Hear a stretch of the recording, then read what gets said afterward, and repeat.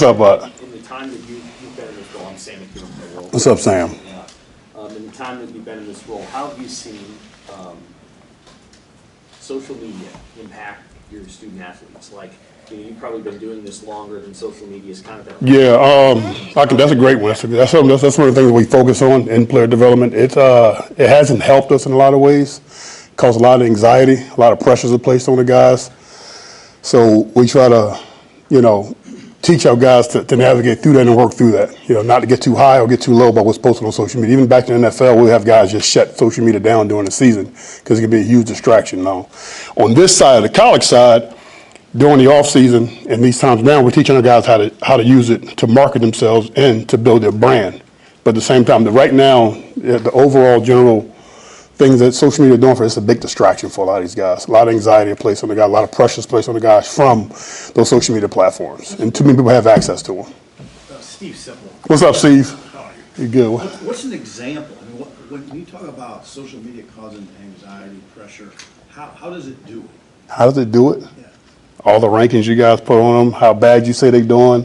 Fans have access to them, tell them they're doing in the game, but they're doing well, they're not doing well. The biggest thing is too much immediate access to the players through the social media platform, and it's rough for them. These guys are still maturing, they're still developing mentally, more so than physically. So some guys can't handle what's being said to them. Some guys, they live and die on what's being said, negative or positive about them in the social media platforms. So we spend time teaching our guys how to navigate that. So, easy. There's anything you guys write about, I may have access to it right away. When I was coming up, we had to find a newspaper article. Like, I'm finding stuff now that was written about me when I played back in the day. You know what I'm saying? So with the help of internet, I'm getting stuff sent to me or people sending stuff to me in the mail about articles I had no idea was ever written to me. These guys have immediate access to it right now. And if a guy's not ready for that, you can write something or something that can be said about them that can really boost their confidence too high, make them think they're better than what they are and they don't have to work for anything anymore, or you can say some things really negative to them but that's not really true from the outside to make them feel really bad about themselves.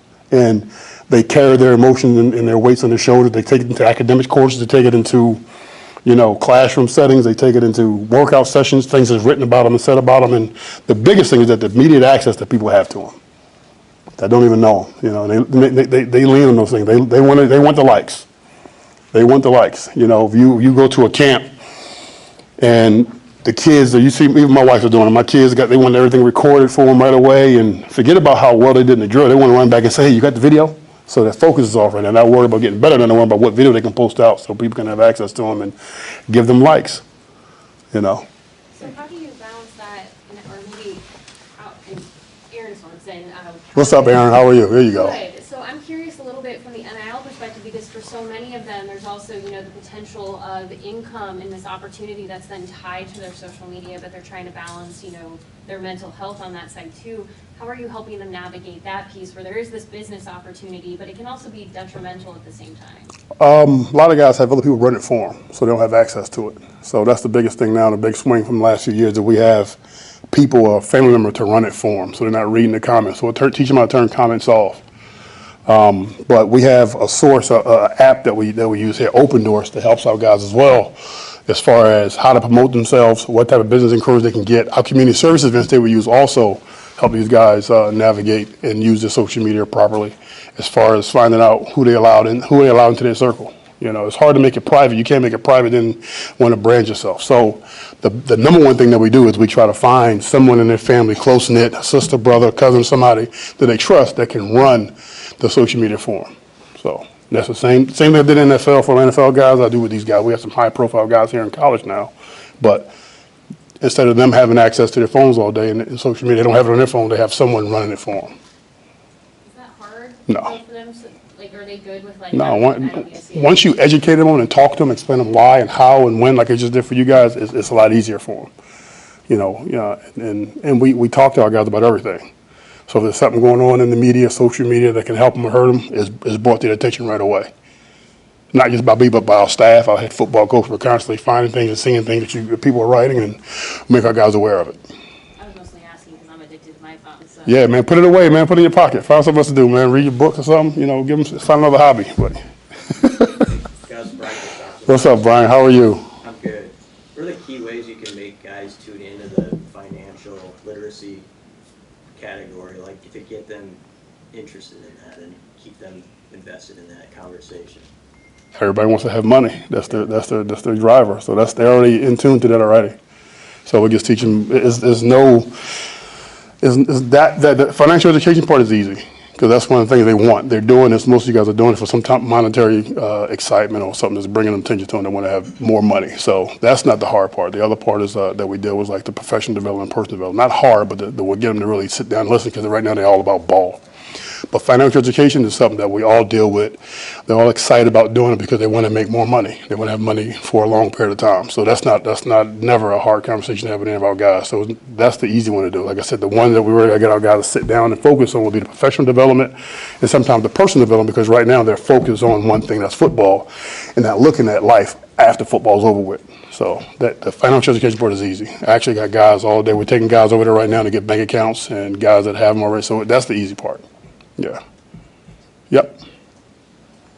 Hey, Gus. Yes. Sorry, Sean Callahan. I know you, Sean. What's up, Sean? What when new guys get here, particularly the freshmen? Yeah. What are the challenges a lot of these kids face? Not only living away from home, maybe some guys are from far away, but just adapting to the discipline that Coach Rule requires.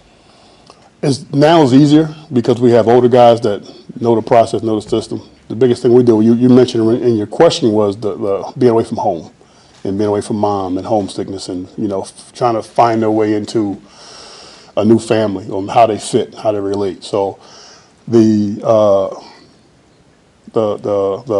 issue that we come into most of the time is just them being away from home. We show them that because every night we got something planned for them to do. We try to find things they like. That's the biggest thing out my staff. And the whole staff, there's different play development here, and other places a little bit different because we have everybody in the building that's committed to making these guys feel at home.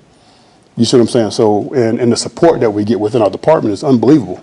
So most of the time, the stuff that I'm used to doing on my own is already being done by another department or another coach, and I'm competing with these departments and coaches to get the time that I want to have with them, but at the same time, it's getting done. So we go out of our way, even in the weight room and the strength coaches, my department, the position coaches, of finding the ways to make those guys feel at home with all the activities we have planned. When I say activities, we make ourselves available to the guys so they never feel alone or feel that they're homesick. They might feel for that first night, but after they see the love and support that we're giving them, it goes away really quickly. That's the biggest struggle to have. Everything else is part of the game, part of college football, and getting away and getting into it. Amy just from the Lincoln Homes. Hello, Amy. What do those first couple weeks look like for those guys? Because those are really important Yeah, time. in a nutshell, it's just taking those guys from wherever they're coming from, all over the country, and transition them into what we do here in Nebraska. We got academic meetings, we got strength and conditioning meetings, we have player development programming meetings, we have, activities at night planned for them, we take them out in the community. We're just really helping them transition from wherever they're coming from, even coming from Omaha to Lincoln, there's still some transition that has to take place of how we do things here in Lincoln, Nebraska. So that is just a huge transition phase, and we just coming at it from every angle, organized, structured. They have a program when we got here, it's called Summer Bridge, with all the other departments on the second floor help out with. And we just doing a completely transition and teaching those guys how to conduct themselves and manage themselves here as a Husker in Lincoln. So we just all over. It's a lot to just sit here and say, we need a whole another press conference to get that done.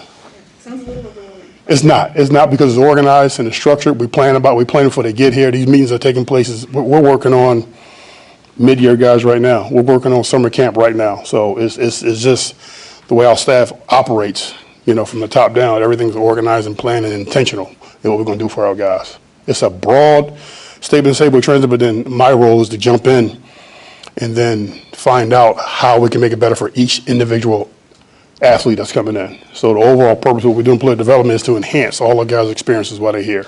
We have a really a leader that can get it all done for us, and as we cycle our way through, it individualizes for each person. But it's just a transition to get them ready to go. And it's a lot of moving parts to it. But we organize and we plan, and we don't just hit it running and just make it happen. What's it like for you when you watch these guys go out in the community and how people respond to them and how the players and It's great. It's good because, like I said, right now we have guys working in internships right now where last year they were shying away from doing community service. They didn't understand the purpose. No one, anytime you want to do anything, the better the understanding you have of why you're doing and what you're doing makes it more purposeful, makes it more meaningful when you want to get it done. And we're in a position now where if I have an event tomorrow, I can't let everyone go because we need to keep the numbers down. That's the position we're in. So they enjoy doing it. I like watching their face light up, especially when they see the people that are helping. The fans are excited about it. The people that we go help, a lot of times don't know we're coming. So to watch the people light up in the community, to have access to the guys and have fun with them and be relatable to them, we're in the moment with them at that time, it's a great feeling.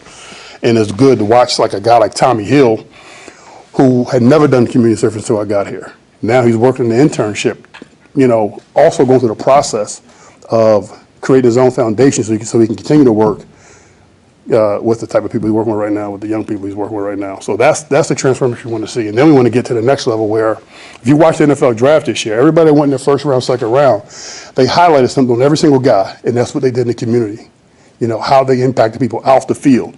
And I'm so glad they did it because it had never been done before.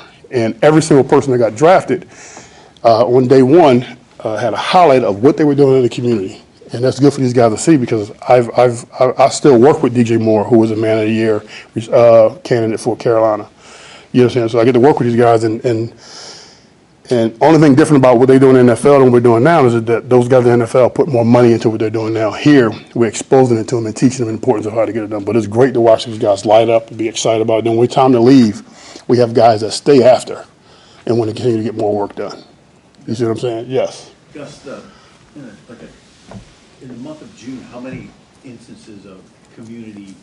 Every day we have something scheduled. On our schedule, we have times that we put on the schedule for the guys to see, but every day we got small groups of guys going out doing something throughout the community. So far as the schedule time that we have scheduled, we have on our schedule, we put Mondays, Fridays, and Saturdays as times they can choose from, but every single day I have guys going out to different parts of the community, every day. Yep, we have small groups going every day, yep. I guess, Luke Mullen. Luke, what's up, big dog? I'm just curious, since you interact with these guys a lot, and I don't want to get you in trouble with anybody, but who would you say are some of the biggest personalities on the team? Biggest personality on the team? We got a lot, man. So I'll take that question, the question I thought I was going to get. So I'm going to say biggest personality, dang.